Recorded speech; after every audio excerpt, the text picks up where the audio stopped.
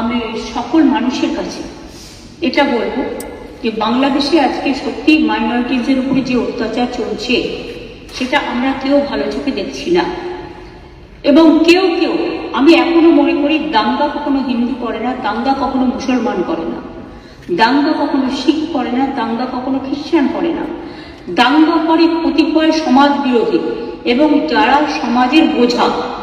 সুতরাং এই ব্যাপারটিকে এই অ্যাঙ্গেল থেকে দেখে আমরা সবাই যেন এমন কোনো মন্তব্য না করি যাতে আমাদের কোনো রকম পরিস্থিতি বাংলায় এটাকে নিয়ে খারাপ হয়।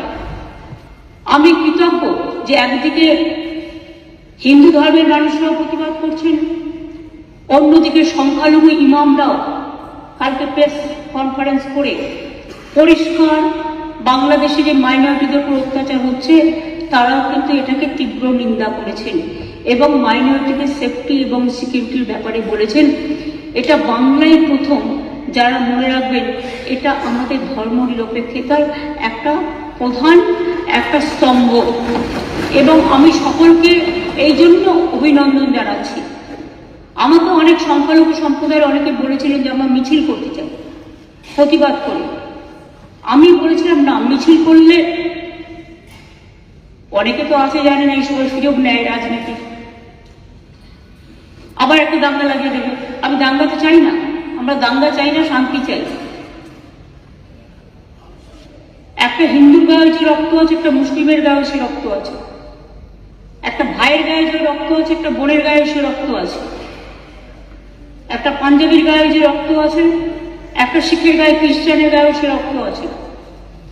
আমরা নিজেদের মধ্যে ভেদাভেদ না করে, আর কয়েকটি মিডিয়া আই মাস্ট সে, আমি অ্যাপিল করছি তাদের কাছে, এটা উত্তরপ্রদেশ নয় যে আপনাদের ব্যান করে দেব, এটা উত্তরপ্রদেশ নয় বা রাজস্থান নয় যে আপনাদের অ্যারেস্ট করে নিয়ে যেভাবে সাংবাদিকদের উপর অত্যাচার হয়েছিল আমার কাছে ছবি আছে সেটা করব। কিন্তু আমি নিশ্চয়ই আবেদন করতে পারি, অনেকগুলো ফেক ভিডিও বাজারে চলছে, কোনো একটা পলিটিক্যাল পার্টির পক্ষ থেকে কিছু ফেক ভিডিও চালিয়ে আগুন লাগাবার চেষ্টা করা হচ্ছে। প্লিজ দয়া করে অনুগ্রহ করে উভয় সম্প্রদায় এর থেকে বিরত থাকুন। আমরা কেউ কিন্তু কারো পক্ষে নয়, সবাই কিন্তু সবার পক্ষে, এটা মাথায় রাখতে হবে। আমি বারবার বলি ধর্ম যার যার আপনার, উৎসব কিন্তু সবার। বাংলাদেশের ব্যাপারে government of India, late government of India to decide. এখানে আমরা যেন কেউ অতিরিক্ত কথা না বলি এবং অতিরিক্ত কথা বলে পরিস্থিতিটা নষ্ট না করি। যারা ভাবছেন এটা নিয়ে রাজনীতি করবেন তারা জেনে রাখুন, ওটা করতে গেলে আপনার রাজ্যেরও ক্ষতি হবে, ওখানেও যারা আমাদের বন্ধু বান্ধবরা আছে, ভাই বোনেরা আছে, তাদেরও ক্ষতি হবে। আমরা এটা চাই না। গভর্নমেন্টের কতগুলো পলিসি আছে, যেমন এক্সটার্নাল অ্যাফেয়ার্স পলিসি, এটা গভর্নমেন্ট অফ ইন্ডিয়ার ভাগ্যে পড়ে, আমাদের নয়, ওদের জুরিসডিকশনে পড়ে। অনেকে ওপার বাংলা থেকে এপার বাংলা আসতে চাইছে কিন্তু তারা ঢুকতে পারছে না।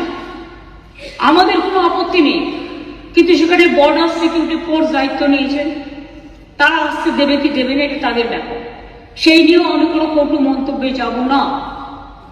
কিন্তু যাদের টাকা আছে, পয়সা আছে, ভিসা আছে, পাসপোর্ট আছে, তারা তো প্লেনে চলে আসছে। প্লেন তো আসছে, প্লেন তো চলছে, ট্রেন তো চলছে, কিন্তু গরিব মানুষগুলো যাদের কাছে হয়তো কিছু নেই তারা আসতে গেলে পারছে না, তারা বাধা পাচ্ছে বিএসএফ এর কাছে। আমাদের হাতে কিন্তু বর্ডার নেই, এটা মাথায় রাখবেন। তাই আমি সবাইকে বলবো এমন কোনো কথা যাতে আমরা না বলি, যাতে কোনো আমাদের পক্ষও নয়, এ পক্ষও নয়, ও পক্ষও নয়।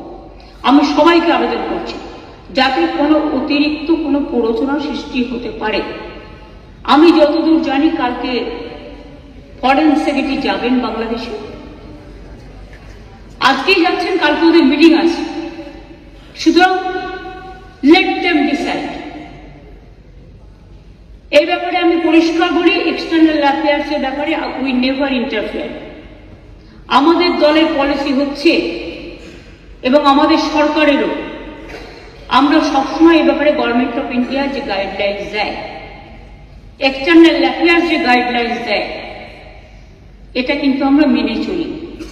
তাই আপনাদের সবাইকে অনুরোধ করব, আসুন আমরা এমন একটা পরিবেশ সৃষ্টি করি যাতে এপার বাংলা দেখিয়ে দেবে যে আমরা ভারতবর্ষ, আমাদের জাতীয়তাবোধ, আমাদের দেশাত্মবোধ, আমাদের মমত্ববোধ, আমাদের স্নেহবোধ, আমাদের ধনধান্যে পুষ্পে ভরা আমাদের এই বসুন্ধরা, তাহার মাঝে আছে দেশ এক সকল দেশের সেরা, সে যে স্বপ্ন দিয়ে তৈরি, সে যে স্মৃতি দিয়ে ঘেরা।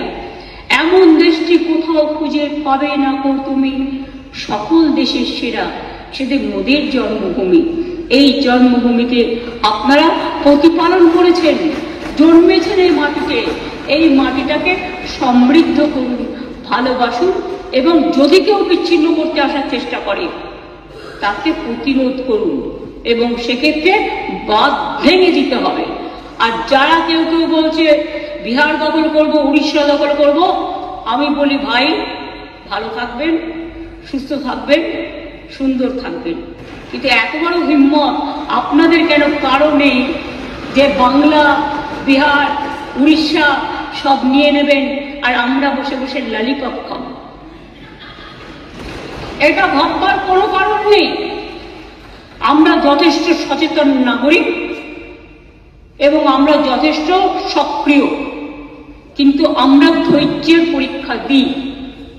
তার কারণ এটা আমরা রবীন্দ্রনাথ ঠাকুরের কাছে শিখেছি যে আগুনের পরশমণি ছোঁয়াও প্রাণী, এই জীবন পূর্ণ করো, এই জীবন পূর্ণ করো, এই জীবন পূর্ণ করো। তাই আমি মনে করি ভারতবর্ষের অখণ্ড আমাদের সকলের অখণ্ড, এবং আমরা সবাইকে রক্ষা করব। এটাই আপনাদের সকলকে আমি আবেদন জানিয়ে গেলাম। যেহেতু হাউস চলছে, লোকসভাতেও আমাদের মেম্বাররা নিশ্চয়ই আলোচনা করবেন সুযোগ পেলে। কাজে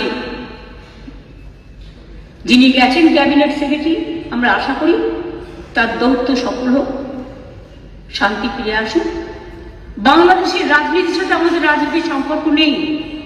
ওরা কে কি রাজনীতি করবে সে নিয়ে আমরা কোনো কথা বলতে চাই না, কিন্তু আমাদের দেশের যে ধর্ম নিরপেক্ষতা, যে গণতন্ত্র, যে সংবিধান, আমরা যেন সেটাকে মেনে চলি। আমরা যেন অন্য কোনো উস্কানিতে কোনো উস্কানি না দিই, এটুকুই আমার আবেদন। অনেক ধন্যবাদ স্যার এই টাইমটা আমায় দেওয়ার জন্য।